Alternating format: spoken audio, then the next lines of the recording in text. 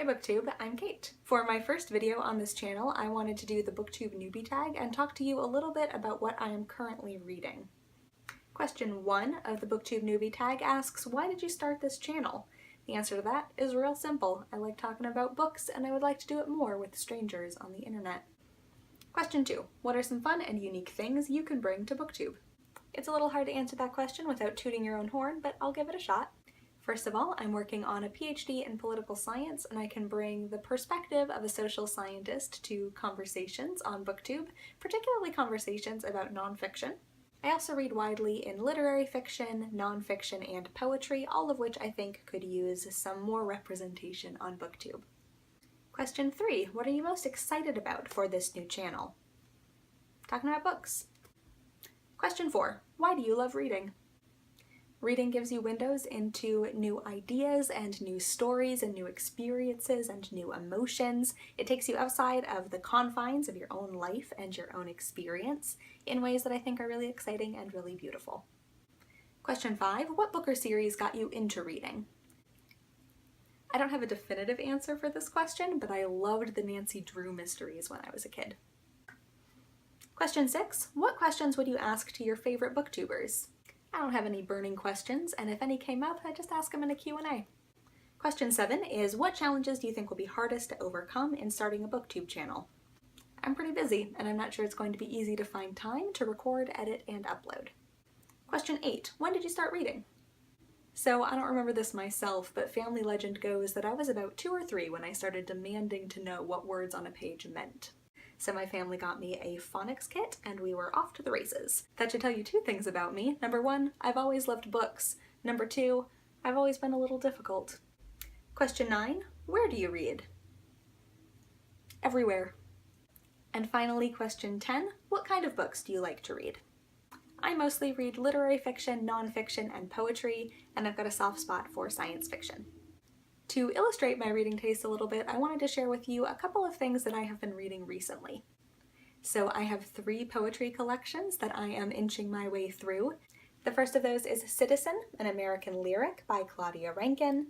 This is a great poetry and essay and literary nonfiction collection. It also builds in art and photographs and stuff like that. It's a really beautiful and really moving collection, and I'm working through it pretty slowly. I also have 2 more recent releases in poetry.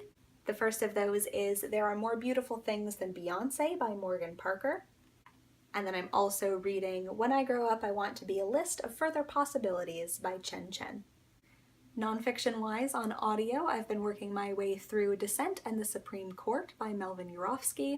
Urofsky is looking at how dissent has developed as a tradition in the United States Supreme Court, how it became common practice for justices who disagree with the majority opinion of the court to write their own dissents, and then the role that those dissents go on to play in jurisprudence in the future. Particularly things like how dissents in controversial cases like Dred Scott go on to affect jurisprudence on similar issues in the future, even though those dissents did not, of course, become the law of the land when the court released its opinion in those cases. Also in nonfiction, I've been reading Freedom is a Constant Struggle by Angela Davis. Angela Davis, of course, is a powerhouse in the world of activism and has been for decades and decades. In this collection, in interviews and in essays, she is expressing thoughts on a whole bunch of issues, like activism generally, like intersectionality and Black feminism, and activist movements globally. One of the major things that she's exploring is how struggles are connected. That is to say, how struggles for liberation in one part of the world or surrounding one particular issue are linked to liberation movements and struggles worldwide. I also usually have a lot of fiction in my currently reading pile, but I only have 1 to share with you today.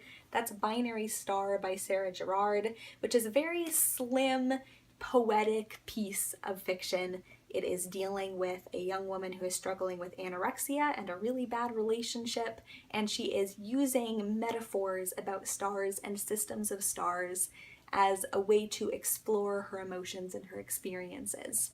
It's an unconventionally told story, but I'm really enjoying it so far. Binary Star is published by $2 Radio, which is a really great indie publisher. And that's it for today. Thanks for watching my first booktube video. I will be back relatively soon to talk about some recent reads. Bye!